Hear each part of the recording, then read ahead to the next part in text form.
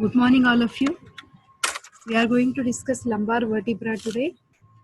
So, when you just talk about the lumbar vertebra, like in the thoracic vertebra, here also we have body, pedicels, transverse processes, and the superior and inferior articular processes, laminae, and the spinous process. So, always we need to classify vertebra as typical and atypical vertebrae. So we have 5 lumbar vertebrae numbered from L1, L2, L3, L4, L5. L1, L2, L3, L4 have same features, hence they are regarded as typical lumbar vertebrae, and L5 is atypical lumbar vertebrae. Let us see what are the features of first typical lumbar vertebra, that is L1 to L4. Now, so when you look at the lumbar vertebra, like any other vertebra like thoracic or cervical,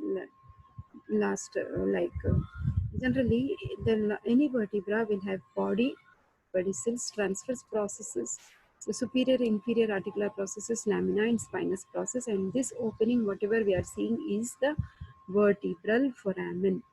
Now when you compare it with the thoracic vertebra, the size of lumbar vertebra will be quite big, stout, and the shape of the body in case of thoracic vertebra it was heart shaped, whereas when you see the shape of the body in case of lumbar vertebra it's very big, first thing, and second thing it is kidney shaped, and the transverse processes also look short but stout. At the tip of the transverse processes in case of thoracic vertebra we saw postal facets for the articulation of the ribs. Such facets we do not find with the lumbar vertebra. Then, now when you look at the superior articular facets, they are actually very much thick, stout, and there is a projection over the superior articular facet which is called as mammillary process. The vertebral foramen looks triangular, and the spinous process is short, stout, thick, and more or less it is straight. Now this is the lateral view of the lumbar vertebra where you are finding the superior aspect of the body, inferior aspect of the body. This is the anterior surface of the body. Inside the vertebral foramen will be the posterior surface. This is one transverse process. That side will be the another transverse process. And above these transverse processes, we have the superior articular processes and inferior articular process, and this is the spinous process. So this is another view where you are finding the body. This is the posterior surface of the body. This is the vertebral foramen. The superior and inferior articular processes are clearly shown over here. The laminae have fused to form the spinous process, which is quite thick, stout, and straight. These are the transverse processes. The 3 previous pictures what we have seen have been taken from Gray's Anatomy. Now, for a better and easier understanding, we'll go with the textbook picture generally. Now see here, you are finding this is the body of the lumbar vertebra which looks like kidney shape, and this is the vertebral foramen. The small stalk is pedicel. This is the transverse process. These are the laminae which are fused to form the spinous process. And this is the superior articular process, and this is the superior view, and this is the lateral view. The lateral view again you are finding the structures like body, superior inferior articular process, mammillary process, spinous process. This is the posterior view where you can see these are the superior articular processes. The superior articular processes basically articulate with the inferior articular process of the vertebra above to form the intervertebral joints. Similarly, inferior articular processes of the vertebra above will articulate with the superior articular process of the vertebra below to form again intervertebral joint. Suppose this is L2, the superior articular process will articulate with L1 and inferior articular process will articulate with L3. Now this is another close-up view to show us the body, vertebral foramen, transverse process which is thick, short and pyramid in shape. The superior articular process which is facing more backwards than medially. Then this is the inferior articular process which is basically directed forwards and laterally again. Now that was all about the typical lumbar vertebrae L1 to L4. Now the atypical vertebra is the vertebra which has some specific features. So what are the specific features of the fifth lumbar vertebra? The transverse process is thick, as short and pyramidal, and the base is attached to the whole thickness of the pedicel, and it is encroaching on the side of the body, and they seem to be turned upwards. The spine is small, short, and least substantial and rounded at the tip. The body of all the lumbar vertebra, when you compare, the fifth one is the largest among all. The vertical height of the anterior surface in the body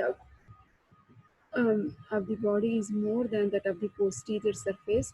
This difference is responsible for the formation of lumbosacral angle, which is generally 120 degrees.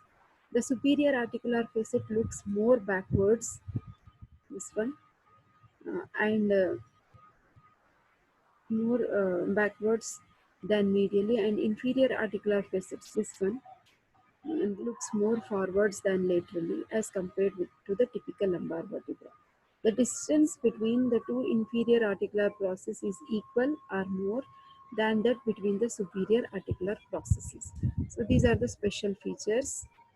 Now this is the fifth lumbar vertebra, where you can see the transverse process is thick, short, and pyramidal in shape. Superior articular facet is facing more backwards than medially.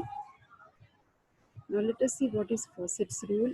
If you just see the lumbar vertebra individually from behind, if you just join the articular processes like two superior articular facets and two inferior articular processes, when you join them, it like the shape of the vertebra, individual lumbar vertebra can be identified from behind by constructing a four articular processes four-sided figure.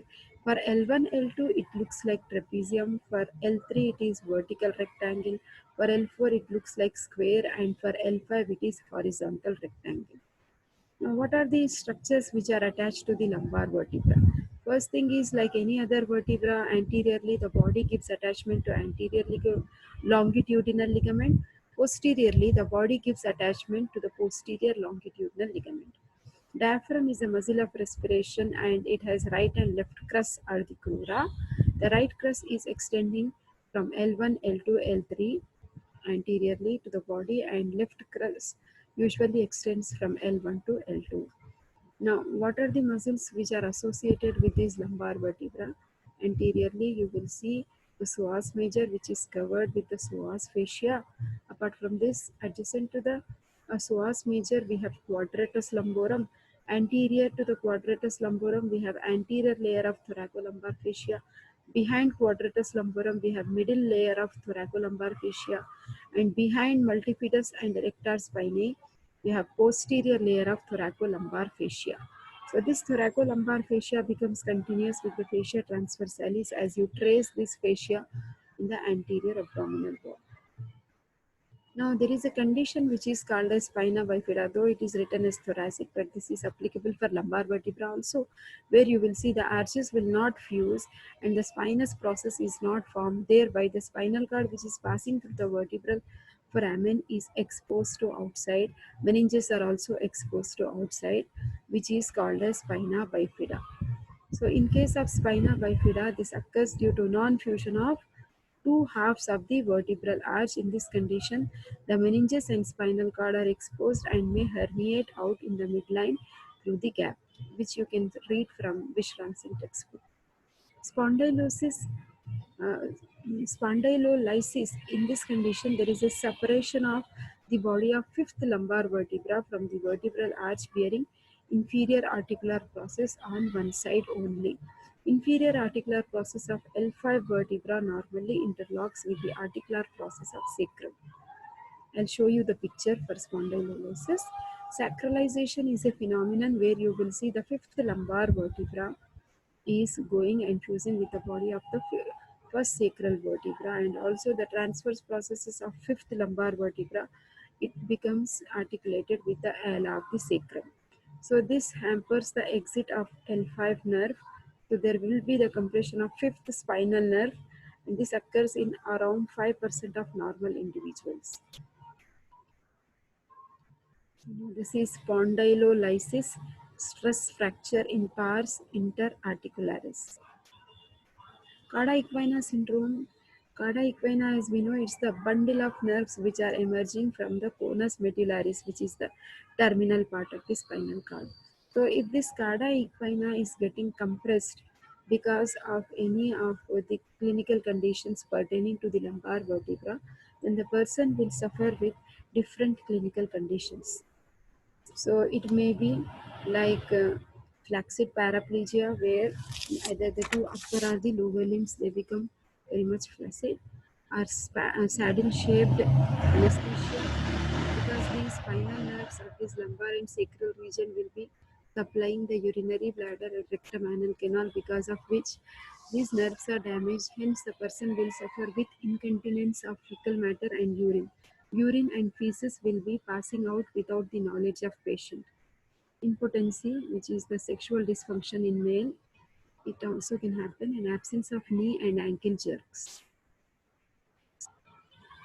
So spondylolisthesis, as I told you, it is the forward displacement of L5 vertebral body over the sacrum.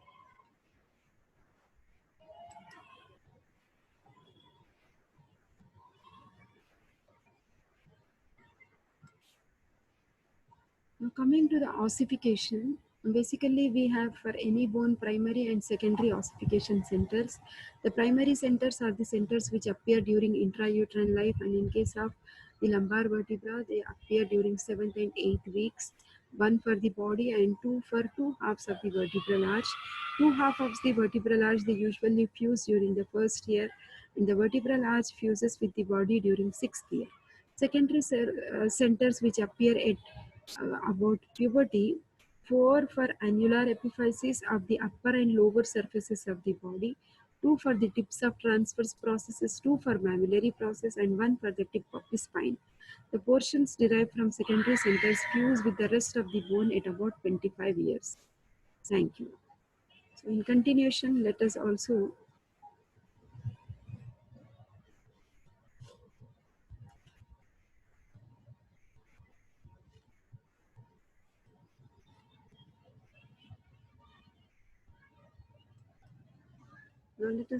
discuss about sacrum. So now sacrum is the bone which is seen behind the pelvic cavity. Now see, this is the pelvis. So you are finding the pelvis is formed by the two hip bones and sacrum behind. So sacrum is wedge-shaped bone which is formed by the fusion of five sacral vertebrae, S1, S2, S3, S4 and S5. It forms the posterior surface of the bony pelvis. It transmits the weight to the pelvic girdle through this is the sacroiliac joint. Now, anatomical position, the smooth pelvic surface is, see this surface is the smooth pelvic surface which is directed downwards and forwards, and the surface which is behind from the other surface is the dorsal surface which is facing upwards and backwards. The upper end of the sacral canal almost upwards and slightly backwards. Sacrum, it forms an angle with the lumbar vertebral column called as lumbosacral angle, which is 140 degrees in male and 135 degrees in female. Now, what are the presenting parts of the sacrum? This is the base, this is apex, this is pelvic surface, the other surface will be dorsal surface, and the two side surfaces are lateral surfaces.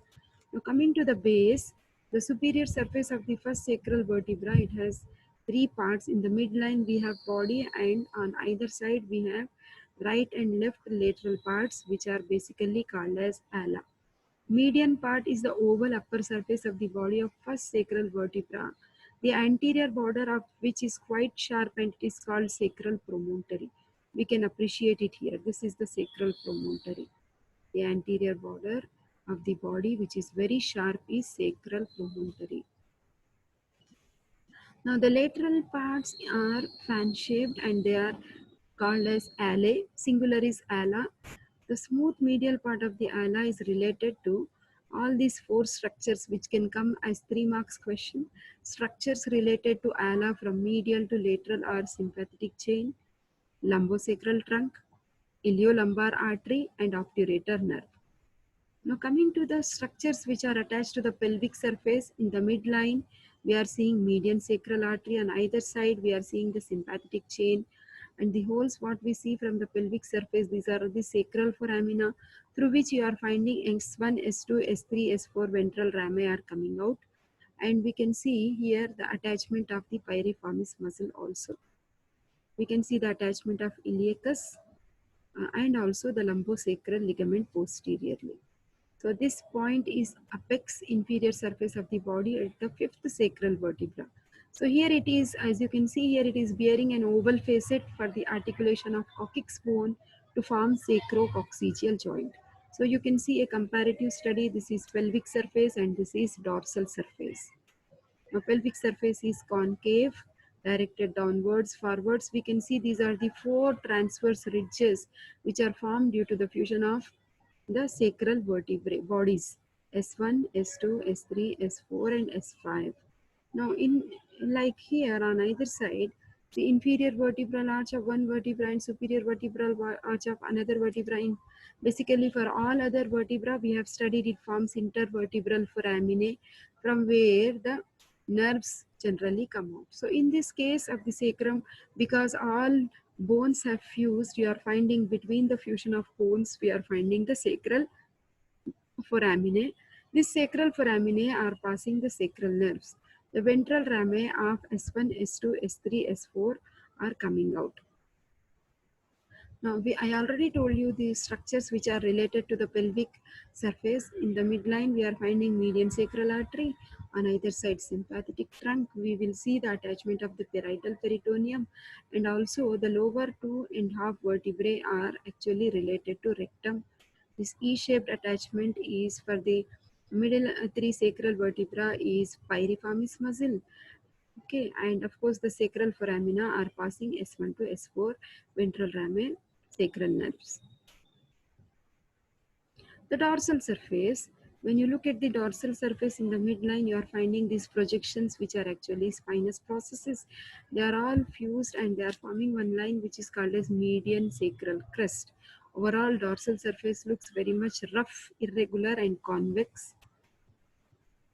They are actually formed by the fusion of all sacral vertebrae. Now lateral to this median crest, you can see we have the upper four, like these are the superior articular processes. At the point of the superior articular processes, we have one more straight line formed which is called as intermediate sacral crest. Then like lateral to the intermediate sacral crest, again we have the sacral foramina from the dorsal aspect. As you move laterally, so we are also finding the lateral sacral crest. So overall we have three sacral crests. What are those? Median, then intermediate and lateral. Here also median, intermediate and lateral sacral crest. Now if you observe, the lamina of the fifth sacral vertebra fail to join, hence it is that means spinous process is not formed for the fifth one, and it is remaining like a inverted U-shaped opening which is called as sacral hiatus. Okay, now lateral to the laminae, in line with the superior articular process of the first sacral vertebra, the inferior articular process of fifth sacral vertebra is actually showing this projection, which is the sacral vertebra which is projecting downwards, this one and this one, which is called as sacral carno. This is sacral carno, this is also sacral carno. I already told you this is the median sacral crest which is formed by the fusion of the sacral spines. Intermediate sacral crests are two in number which are formed by the fusion of articular processes. And this is the lateral sacral crest which is formed by the fusion of transverse processes.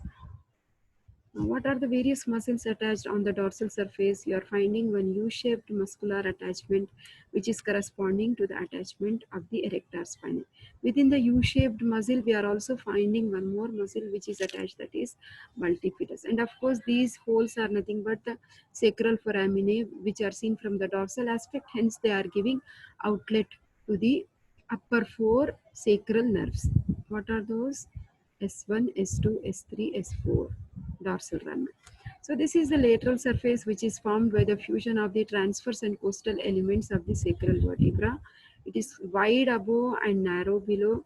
The narrow upper part is turning abruptly medially to form inferior-lateral surface and the angle of sacrum. Upper wider part is bearing ear-shaped area which is auricular surface, which is pitted antero-posteriorly, extends on the upper 3.5 sacral vertebra.